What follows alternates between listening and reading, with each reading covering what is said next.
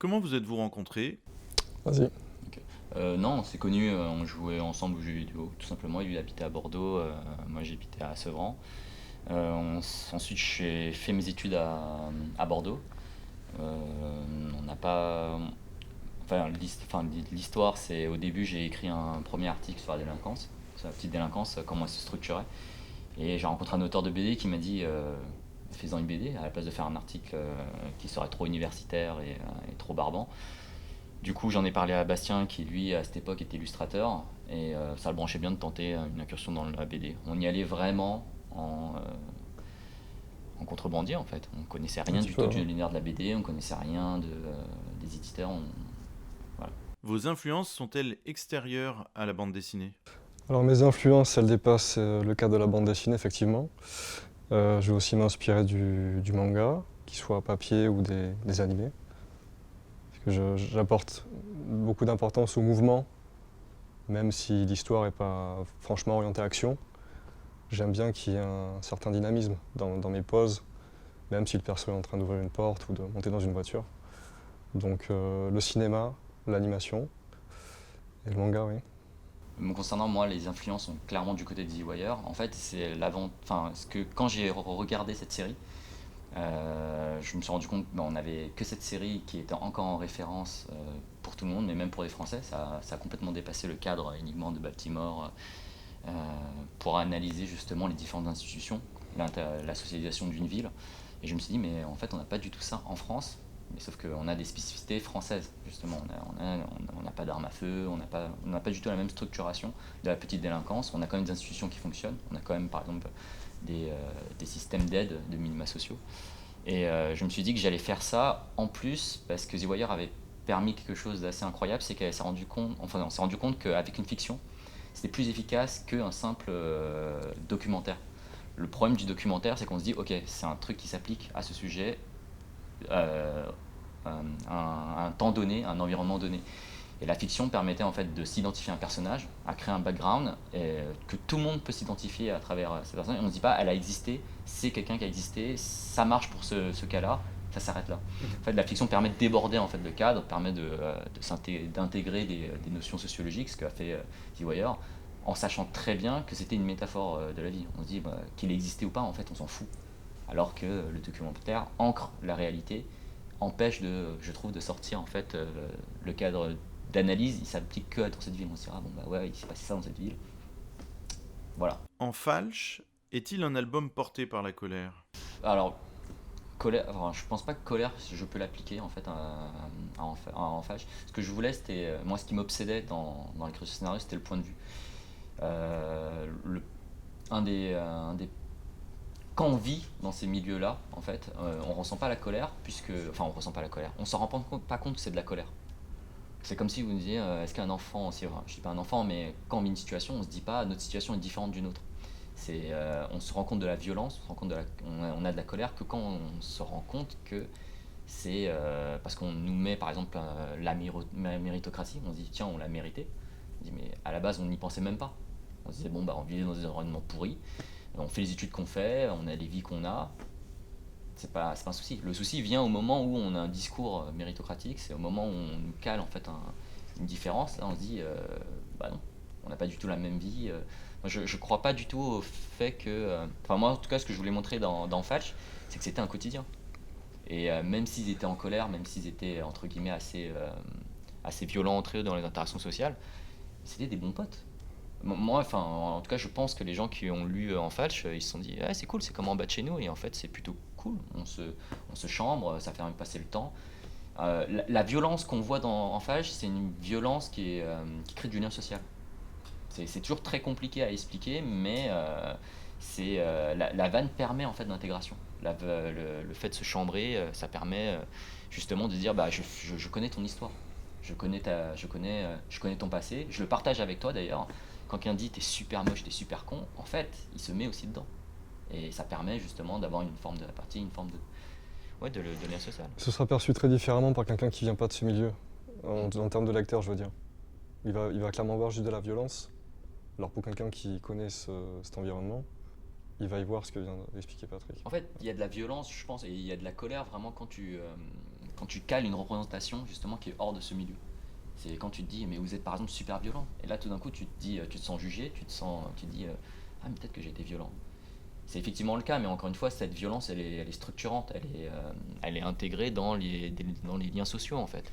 Mettre un coup de projecteur sur l'économie parallèle, est-ce une façon de mettre l'État en accusation ? On montre clairement qu'il y a des soucis et les gens euh, se créent ce système pour bouffer, faire des sous.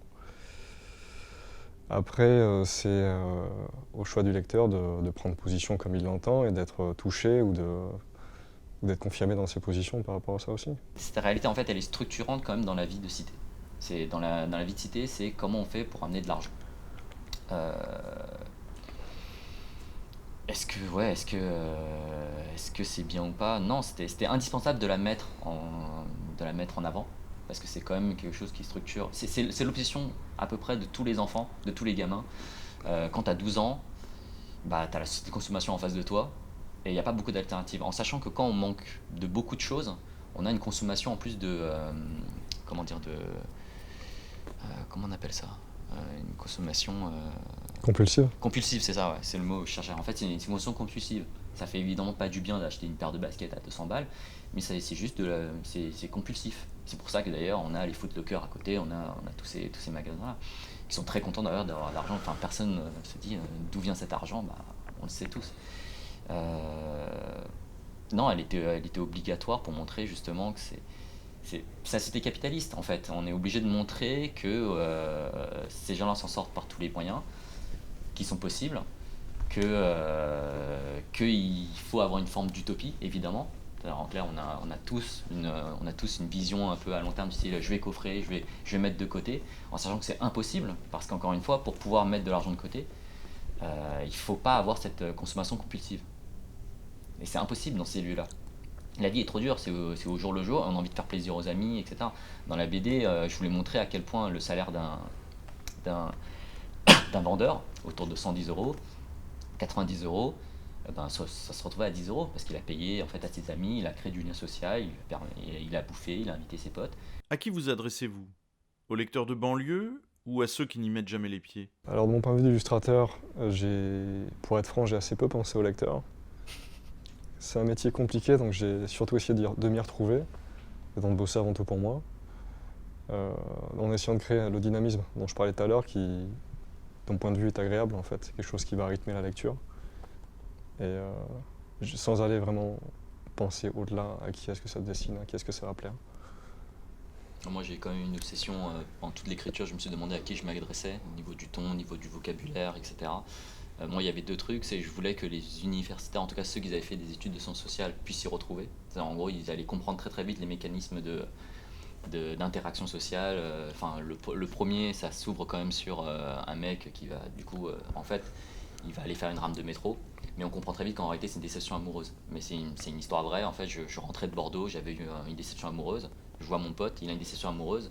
Sauf que moi, mes potes m'ont amené au cinéma. Ils m'ont dit, allez, viens, on va te changer des idées, on s'en fout d'elle. Bah lui, il allait faire une rame de métro. Il me dit, hey, mec, on va se changer d'idée. La logique interne est la même. C'est juste que le quotidien n'est pas du tout. Enfin, l'expression de cette déception amoureuse ne s'exprime pas de la même manière. Le lieu n'est pas le même, la situation n'est pas la même. Et donc je voulais que de toute façon les universitaires qui avaient les clés allaient comprendre ça. Je voulais que les gars de cité se disent bon, je comprends tout.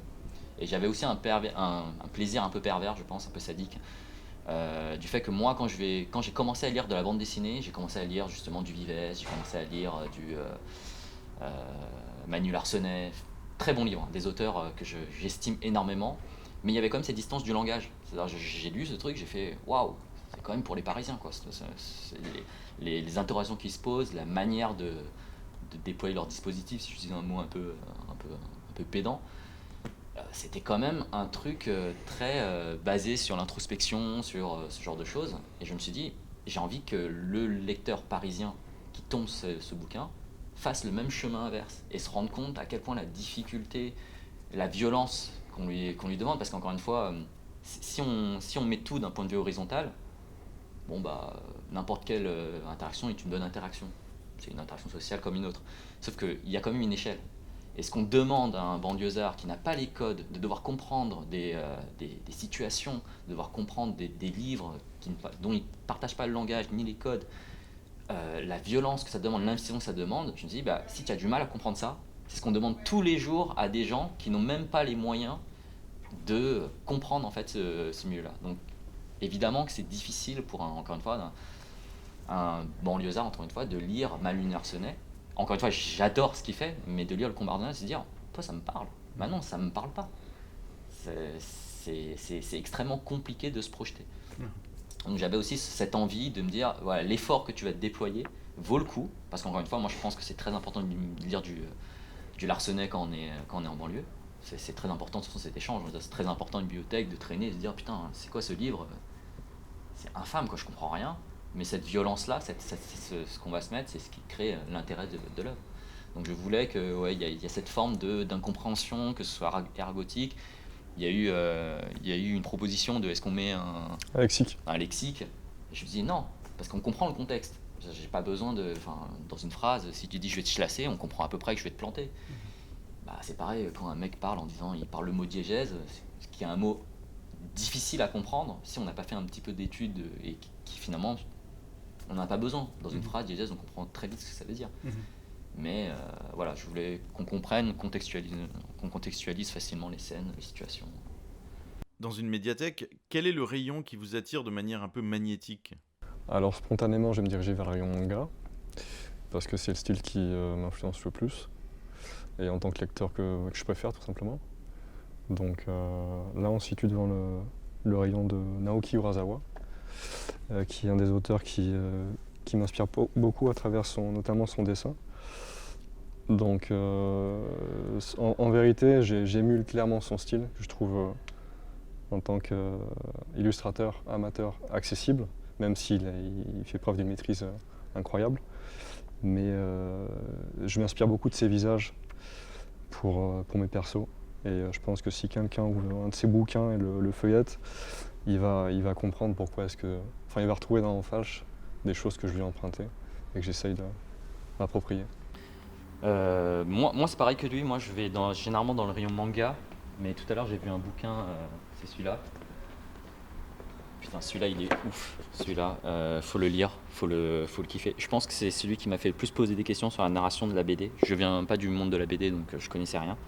Et en lisant ce bouquin, en fait, j'ai compris plein de trucs. La BD, en fait, sa catégorie reine, c'est un petit peu l'autobiographie. Quand on parle de soi et que ça permet une notification immédiate, dire bon, écoute, ma tante est morte.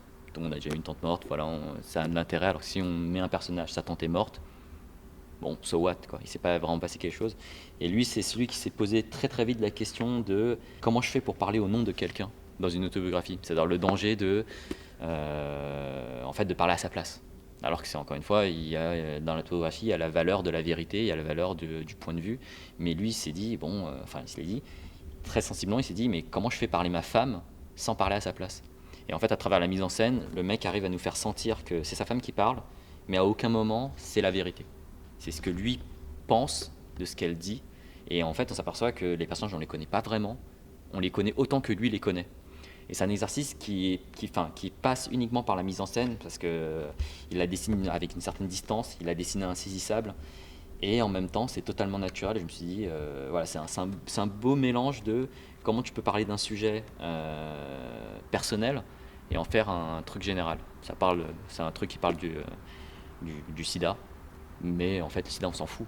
Très très vite ça part sur l'amour, ça part sur la culpabilité, ça part sur aimer quelqu'un et que ça signifie. Mais parce que justement il a réussi à sortir du cadre il est arrivé quelque chose à ma femme, ou il est arrivé quelque chose, en tout cas voilà, elle a le sida. Bon, bah en fait un mauvais livre aurait parlé de ce sujet. Ça fait, tiens, tu sais quoi, tiens, je te file un livre, ça parle de ça. Bah lui non, il parle quasiment très peu de ça en fait finalement. On apprend des choses bien sûr sur le sida, mais on sort de la dimension sociologique en fait.